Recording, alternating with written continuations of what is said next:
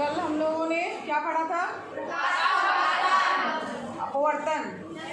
अपवर्तन की घटना जो है क्या है, कौन बताएगा?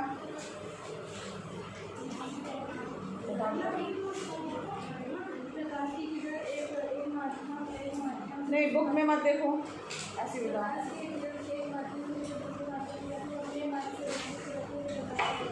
हाँ, जब प्रकाश की किरण एक माध्यम से दूसरे माध्यम में जाती है तो वो अपने मार्ग से विचलित हो जाती है। यही क्या है प्रकाश का? अपवर्तन। अपवर्तन के नियम भी पढ़े थे हमने। क्या नियम है, कौन कौन बताएगा?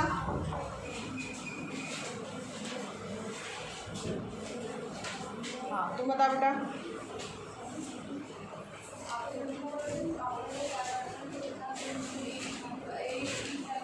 फिर से बोलो, थोड़ा तेज आवाज में बोलो।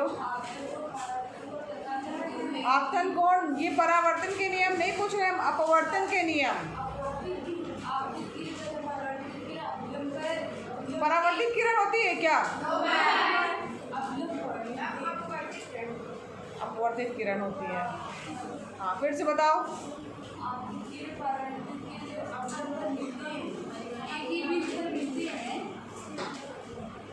कौन और कौन बताएगा? सृष्टि बताओ। एकदम शांत रहिए, तेज आवाज में बोलो।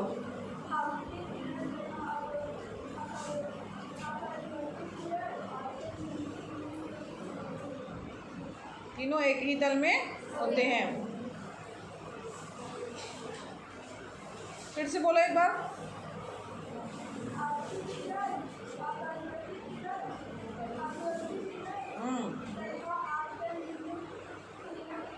आपतन बिंदु पर अविलंब। अविलंब तो तुम बोल ही नहीं रही हो, ठीक है। पहला नियम क्या है?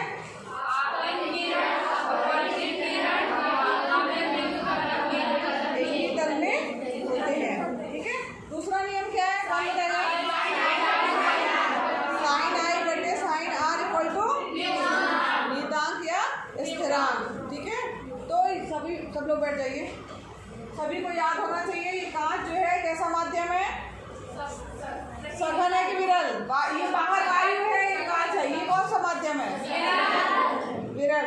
ये सघन माध्यम। तो जब प्रकाश की किरण, ये आने वाली प्रकाश की किरण विरल माध्यम से तो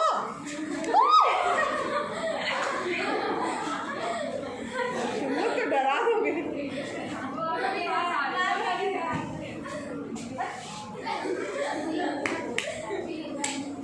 देखो, जब प्रकाश की किरण जो है विरल माध्यम से सघन माध्यम में जाती है तो वो अपने मार्ग से विचलित होती है। ये सबको पता है, ठीक है। अब यहाँ पर कैसे विचलित होती है इसको और फिर से एक बार समझ लीजिए।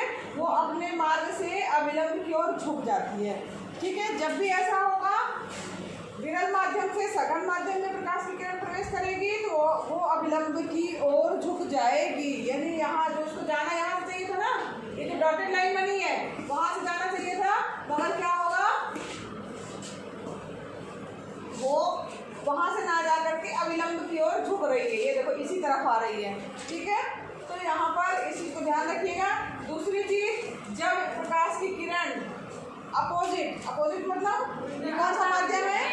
सघन माध्यम से विरल माध्यम में जाएगी तो वो अविलंब से दूर हट जाएगी। अब देखो यहाँ पर प्रकाश की किरण जब ये जा रही है तो ये अविलंब से दूर हटेगी, ठीक है। इस चीज को ध्यान रखिएगा। ये यहाँ पर ये कोण छोटा बन रहा है, ये कोण ज्यादा बनेगा ना। जब आप नापेंगे इसको तो ये जो है I2 जो है वो छोटा रहेगा, कम नाप रहेगा, और R2 का मान जो है वो ज्यादा रहेगा। ये कौन सी किरण है? ये कौन सी किरण है? अपवर्तित किरण। ये कौन सी किरण है? निर्गत किरण। हाँ, निर्गत किरण, ठीक है। ये कौन सा कोण है? आपतन बिंदु नहीं, ये कोण पूछ रहे हैं। ये कौन सा कोण है? ये कौन सा कोण है? ठीक है। तो आज जा करके इसके नियम और ये चित्र पूरा जो है आपको अच्छे से जो है वो दिमाग में आ जाना चाहिए। कॉपी में भी नोट्स बना लेना।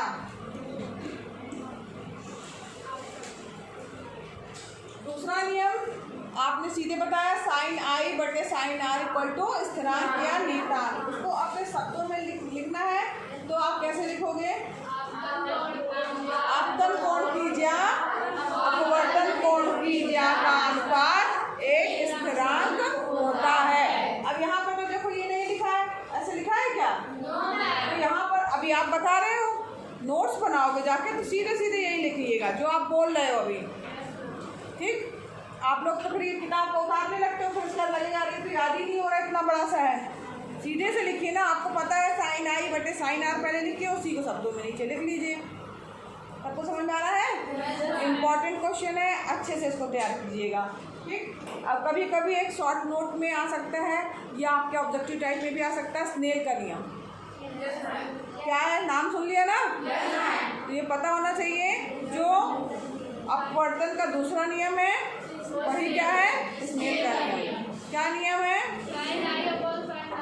हाँ, ठीक है, साइन आई बटे साइन आर इक्वल टू स्थिरांक। अब यहाँ पर जो है इस स्थिरांक के मान को दूसरे माध्यम का पहले माध्यम के सापेक्ष अपवर्तनांक कहा जाता है। ठीक है, यहाँ पर अपवर्तनांक बड़ा था,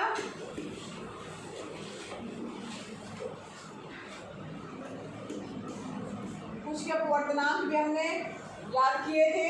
वायु का अपवर्तनांक, पानी का, क्राउन कांच का, सबको याद है? हीरे का 2.42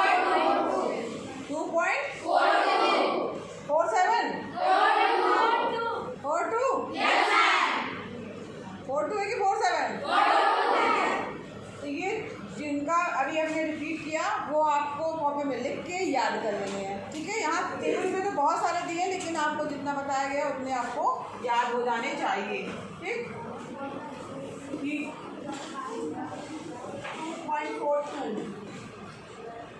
इसके बाद जो है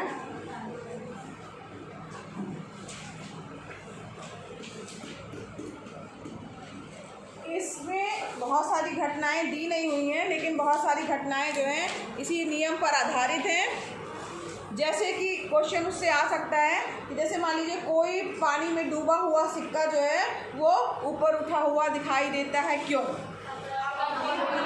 ना? तो उसमें आपको समझा करके लिखना होगा कि वो किस तरीके से उसमें अपवर्तन की घटना हो रही है और वो क्यों आपको उठा हुआ दिखाई देता है। इसके बाद एक क्वेश्चन ये और है, रात्रि में तारों का टिमटिमाना। रात्रि में जो है तारे क्यों टिमटिमाते हैं? तो यहाँ पर देखो, जो वायुमंडल है वहाँ पर ताप जो है वो परिवर्तित होता रहता है, और ताप परिवर्तित होने के कारण जो है गर्म हवा ठंडी हवा दोनों वहाँ पे ऊपर की तरफ आसमान में बहती रहती हैं। तो इसमें जो है संवहन धाराएं कहा जाए जिनको, यानी कि गर्म हवा की धाराएं और ठंडी हवा की धाराएं जो हैं वो बहती हैं, और इसके कारण जो है वायुमंडल की विभिन्न परतों का घनत्व जो होता है और अलग अलग हो जाता है, और उसके फलस्वरूप वायु का अपवर्तनांक जो है वो हमेशा चेंज होता रहता है। इसके कारण कभी जो अब आपके आँख तक ज़्यादा अगर मान लीजिए अपवर्तनांक के कारण एक ऐसी दिशा हुई बनी कि आपकी आँख तक दिख रहे हैं, फिर थोड़ी देर बाद उसका अपवर्तनांक चेंज हुआ तो पता चला वो नहीं दिख रहे हैं, कम दिख रहे हैं, तो इसलिए वो टिमटिमाते से प्रतीत होते हैं।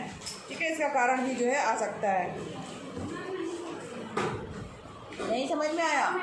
देखो, जब ऊपर वायुमंडल अलग अलग है, ठीक है, चारों ओर हमारे वायुमंडल है, उसमें गर्म हवाएं भी हैं ठंडी हवाएं भी हैं, तो वो जो है हवाएं क्या होती हैं, हिलती डुलती रहती हैं, बहती रहती हैं, तो उसके कारण जो है घनत्व अलग होता है। और जब अलग, जैसे अब एक माध्यम से माध्यम भी चेंज हुआ, थोड़ा सा घनत्व जिसका अलग हुआ तो माध्यम चेंज हुआ, तो सघन माध्यम से थोड़ा सा जो गर्म हवा है उसका अलग, मान लीजिए आपका अपवर्तनांक क्या कहा जाए कि जो प्रकाश किरणें जैसे मान लीजिए एक जगह से दूसरी जगह जाती है, तो आप अगर वैसे सीधी जाएंगी, मगर ऊपर की तरफ क्या होता है, वायुमंडल में जो घनत्व तो अलग अलग हो जाता है, गर्म हवा का अलग, ठंडी हवा का अलग, जिसके कारण जब प्रकाश की किरणें मान लीजिए तारे से चली, ठीक, अब इसके बाद एक जगह तो सीधी गई, फिर इसके बाद घनत्व तो चेंज हो गया, गर्म हवा आ गई, वहाँ पे मुड़ी, फिर हमारी आँख में पहुँची। वो ये घटना अब एक बार ऐसा हो, स्थिर हो, ये तो चलो ठीक है, वैसे ही हमको दिखाई देगा तारा, मगर ये गर्म हवा ठंडी हवा जो इधर उधर बहती रहती हैं, ठीक, तो इसके कारण प्रतिक्षण जो है वो जो प्रकाश की किरणें हैं वो चेंज होती रहती हैं, अपवर्तनांक जो है उनका चेंज होता रहता है, जिसके कारण हमको तारे जो हैं वो टिमटिमाते से प्रतीत होते हैं। इसके बाद देखो और क्या इसमें इम्पोर्टेंट था। अब इसके बाद लेंस है, गोलीय लेंसों द्वारा अपवर्तन। तो जो लेंस आपने देखे होंगे, देखे चश्मा देखा, इसमें लेंस लगा होता है। कई बार आपने देखा होगा किताब के अक्षर छोटे छोटे आप ऐसे पढ़ते हो तो वो क्या है, वो भी एक लेंस है। उसको अक्षरों को बड़ा और छोटा जो है वो करने के लिए होता है। जो अगर आपने किताब के अक्षर छोटे उसको देखने के लिए जब आप यूज़ करते हैं उसमें अक्षर बड़े बड़े दिखाई देते हैं, होता है ना। तो लेंस भी होते हैं, और लेंस कितने तरीके के होते हैं चलो उसको कल पढ़ेंगे। दो होते हैं, ठीक, यहाँ पर, और ये लेंस जो होंगे वो गोली ही होंगे, यानी किसी गोले के ये भाग होंगे। जिस तरीके से आपके दर्पण थे गोले के भाग, उसी तरीके से लेंस जो है वो गोले के भाग होंगे। तो इनको भी उसी तरीके से लेंस को भी उत्तल लेंस और अवतल लेंस दो भागों में बांटा गया है। एक यहाँ पर देखिए उत्तल लेंस, और ये जैसे मान लीजिए ये उभार लिया हुआ है, ये कौन सा लेंस होगा, दोनों तरफ से उभार लिया हुआ है, हाँ,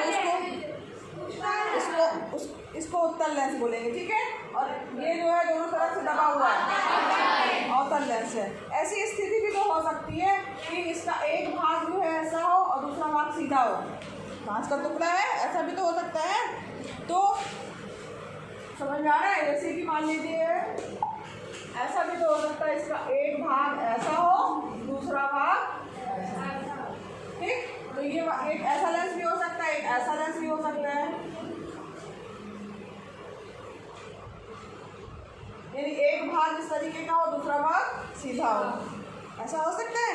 तो जो ये वाला भाग है जिसका एक भाग जो है सीधा है, इसको समतल उत्तल लेंस कहा जाएगा। क्या कहा जाएगा, समतल उत्तल लेंस। और इसी तरीके से इसको क्या कहा जाएगा, समतल अवतल लेंस।